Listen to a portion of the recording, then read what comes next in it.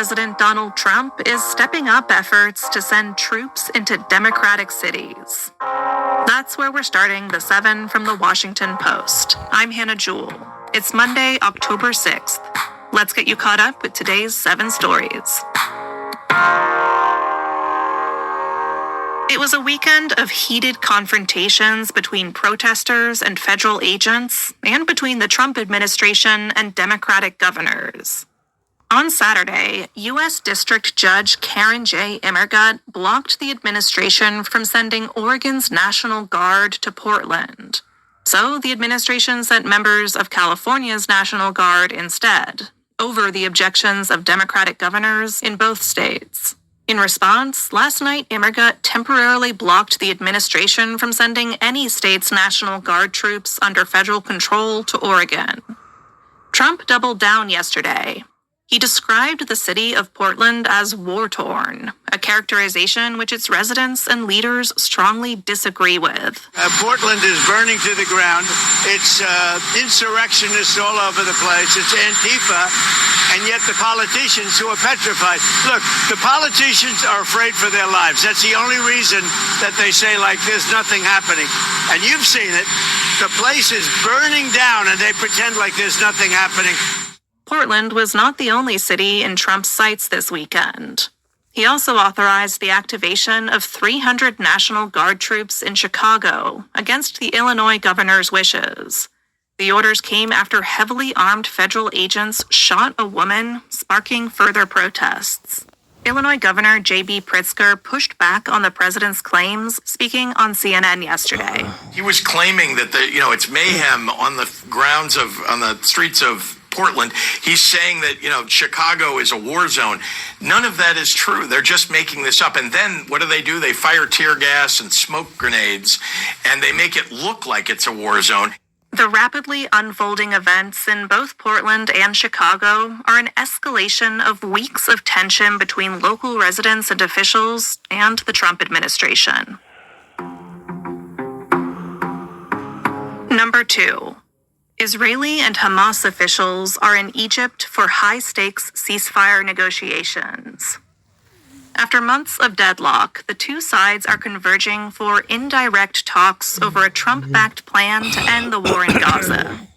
On Friday, Hamas accepted Trump's plan with certain conditions, but Israel has continued to bomb Gaza with air and artillery strikes since then.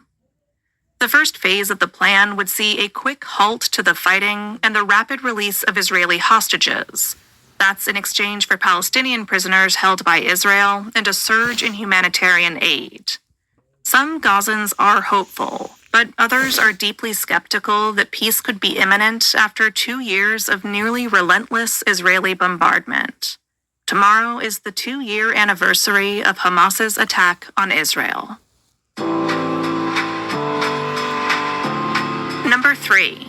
Senators returned to D.C. today with no deal in sight to end the government shutdown. Since funding laws expired last Wednesday, 750,000 federal workers have been furloughed, and many others are being forced to work without pay. The shutdown has almost completely shuttered agencies such as the Environmental Protection Agency and the Education Department.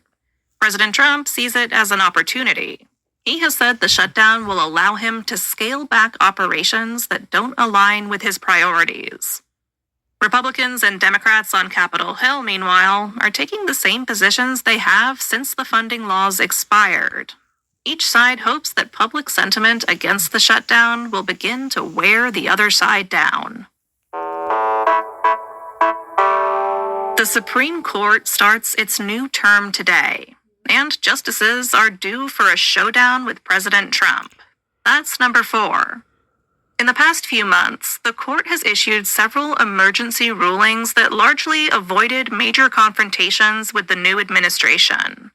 But this term, justices will have to give full and final verdicts on some of Trump's core policies. Already on the docket is a case challenging the legality of most of the tariffs at the heart of Trump's economic policy. Another case deals with his aggressive push to exert greater control over independent agencies. The justices could also be called upon in the coming months to issue up or down decisions on Trump's bid to end birthright citizenship, his use of a wartime law to swiftly deport alleged gang members, and his effort to strip 300,000 Venezuelan migrants of deportation protections.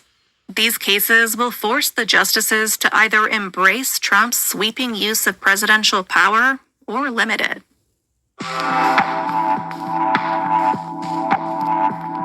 Number 5 is a Post exclusive. Some military veterans are swamping the U.S. government with dubious disability claims.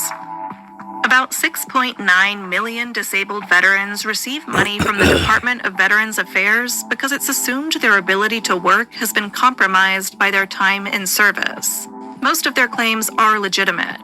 But a Post investigation found that some veterans are exploiting the $193 billion VA program due to lax controls.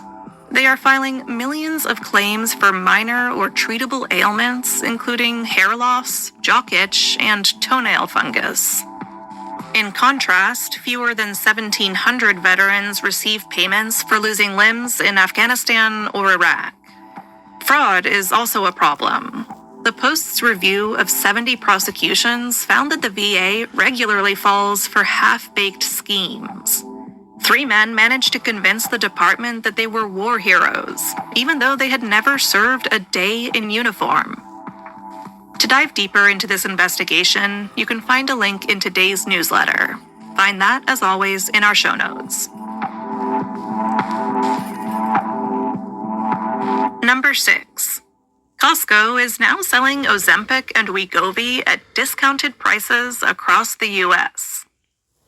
Ozempic costs nearly $1,000 per injectable pen, and Wegovy costs more than $1,300. But Costco members can now get the popular weight loss drugs for $499 a month out of pocket. That same lower price is also available at CVS, Walmart, and on the Novo Nordisk website. The cheaper prices are part of the Danish pharmaceutical giant's attempt to head off competitors as sales of copycat weight loss drugs soar.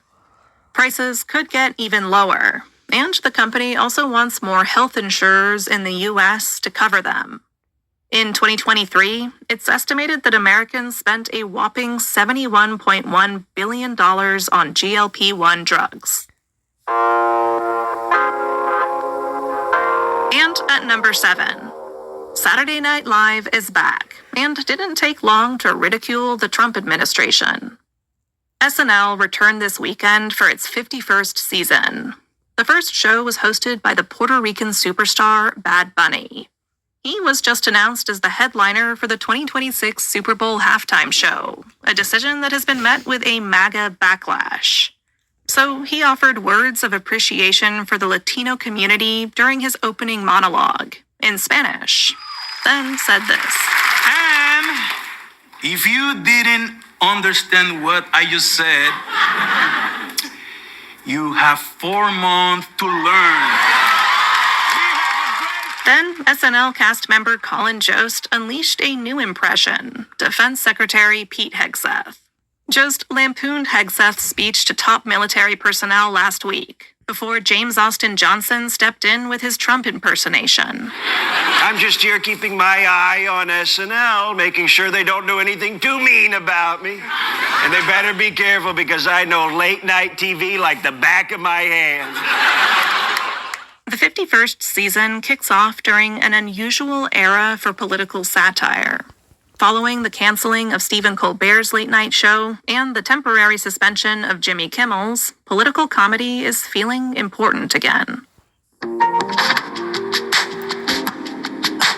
All right, you're all caught up. If you're a fan of the podcast, there's something you can do to help us out. You can give us a glowing rating or review on whatever podcast platform you're listening on. That helps other people find the show. Or, better yet, think of someone you know who wants to stay informed about the news but doesn't have a ton of time, and send them this episode. Tell them that the 7 can solve all of their problems. Well, some of them. I'm Hannah Jewell. I'll meet you back here tomorrow.